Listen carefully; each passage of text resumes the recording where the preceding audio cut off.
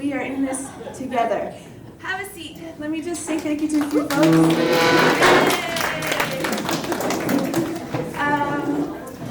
Want to thank the local, of course, for hosting us here and helping to amplify our message and getting people out.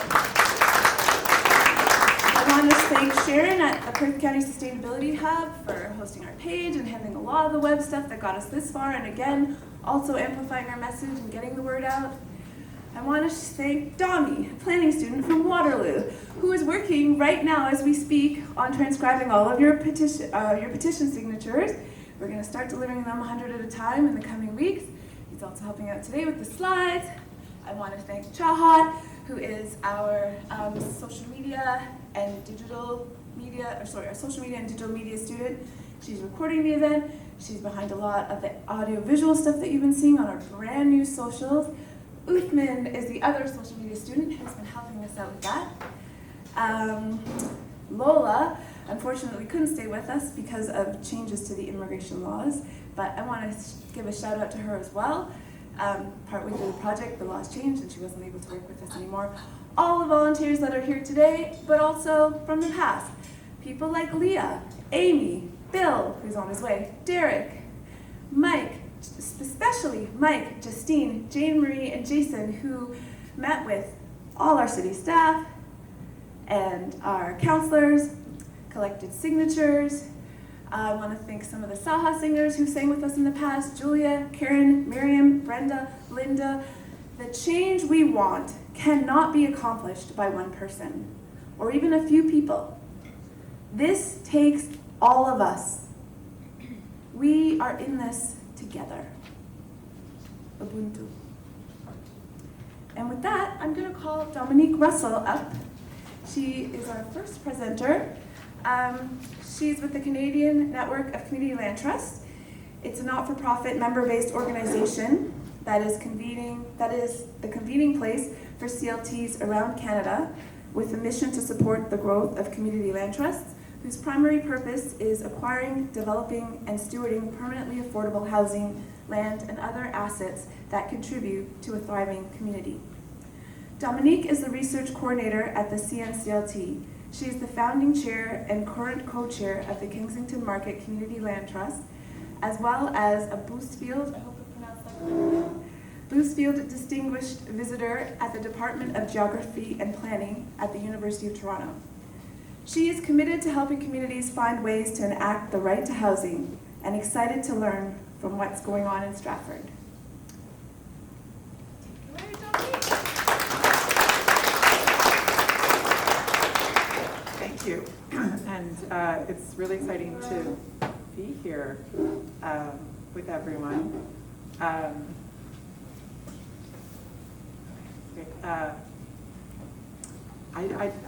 You'll have to tell me when I don't have a timing instrument in front of me, so I will, oh, there it is. Great, here we go. So I'm going to give you kind of a CLT 101. So what is a community land trust? Let's start with our something that's central to the task of the, or to the mission of the Canadian Network of Community Land Trusts is solidarity with Indigenous people across Turtle Island. So we work, we're engaging in land practices on stolen land, and so we need to think about that. Some of the things that the CNCLT does, supporting the development and growth of Indigenous-led CLTs, sharing best practices for supporting reconciliation, decolonization, land back through CLTs, and sharing resources to support non-Indigenous CLTs in solidarity efforts. So Nikki's already told you a little bit about the CNCLT. The guiding principles: housing is a right, not a commodity. Land ownership empowers communities, solidarity with Indigenous people, democratic governance, and diversity is our strength. So what I'm going to talk about, what is a community land trust, the origins and evolution, and a little bit about CLTs in Canada, which is an exciting, I hope that you'll be inspired by some of the examples. So community land trust is an ethos more than a specific. We're not a trust in a legal way, but the ethos is basically that we believe that land should be held and stewarded for the benefit of local communities in perpetuity. So the goal is to restore the land trust concept rather than initiate it. So the idea of the commons is really important, and you know that this is an old concept that we're bringing to life. So CLT land uses, the possibilities are very broad. So residential, everything from supportive, deeply affordable to home ownership, and I'll show you some examples of that. Cultural spaces, so spaces for artists, cultural events, gathering spaces. Commercial, so the Kensington Community Land Trust, we own a building that has 12 residential and 5 commercial units, so that's one of the possibilities within the land trust. And then agricultural and gardening, so land for large, small-scale farming, community gardens, and I'll show you some examples of that as well. I'll be sharing these slides. So the key characteristics of a CLT: permanence. So the land stewardship is forever, in perpetuity. Perpetually affordable. So in fact, the affordability will increase over time. Expansionist. What that means is that I'm here tonight. Part of it is I have this, we have a successful land trust and we want to bring that forward. That's part of my work as a CNCLT, but it's also part of an ethos of sharing and bringing things forward. But it also, within the model, the idea is, and this is kind of a different thing from co-ops, is that you buy a building, you leverage that building to buy another building and another one and another one. So there is that expansionist within the model itself. Place-based, so CLT can be a neighborhood-based, like the Kensington Market. It can be larger than that. It can be citywide, various forms, community-led, and for community benefit. CLTs by the numbers, so there's 41 organizations right now within the network, almost 1,000 homes, and almost 2,500 members. So the CLT model has essentially this idea of tripartite governance, which is a little bit different. I'll show you a simpler slide. So what it means is you've got core members. That means that the people who live in your buildings, work on your farm, in your garden, or that occupy the spaces in whatever way. Then you've got community members. So the people who live and work in whatever the community's been defined as. And 1/3 can be public representative, it can be experts. I have to say that in Kensington we don't have public representatives. But the idea is that you've got this broad pyramid.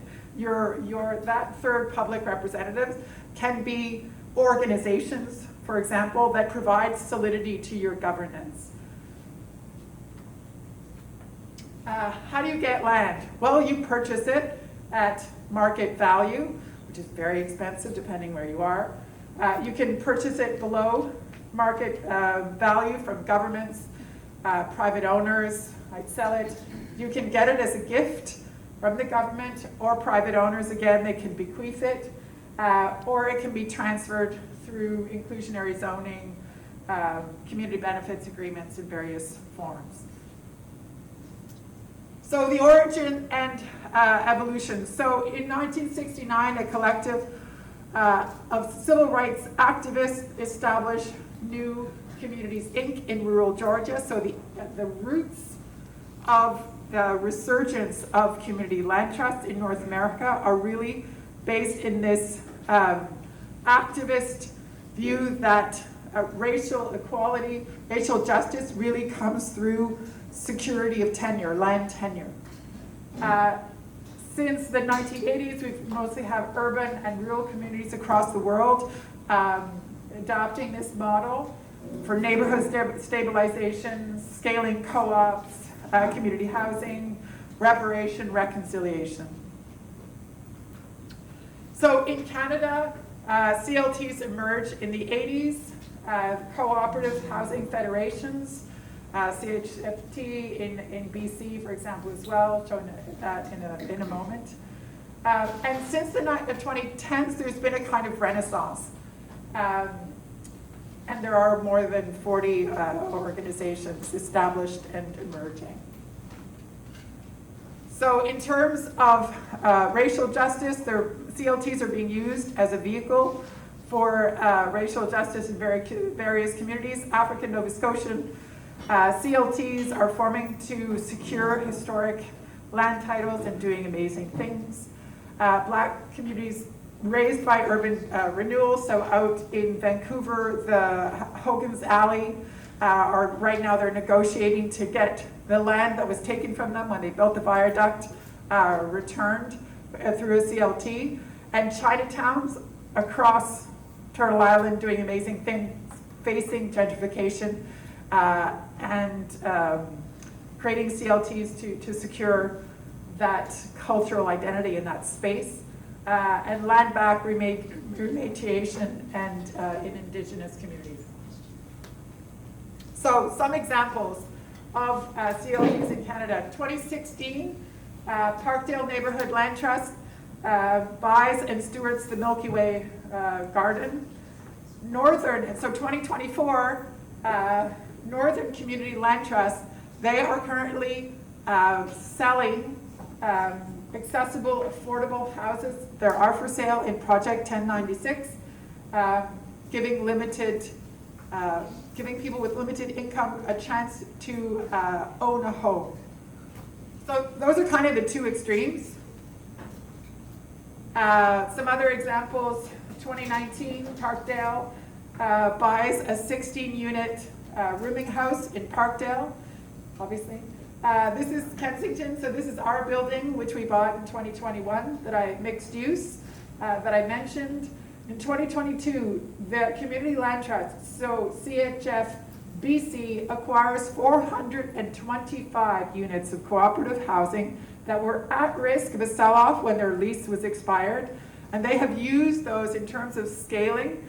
What's happening in BC is really exciting because they acquired those buildings and then are building more and more cooperative housing in BC.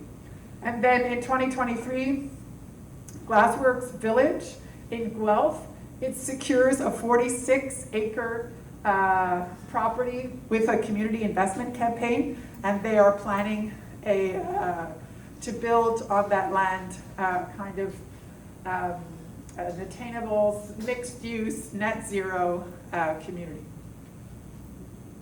And so that's a very quick overview, and I'm happy to answer any questions, but I just wanted to give you some sense of all the possibilities. And these are not all the possibilities. If you explore further what's going on in the US, there's just a whole host of things. And in Canada. Thank you.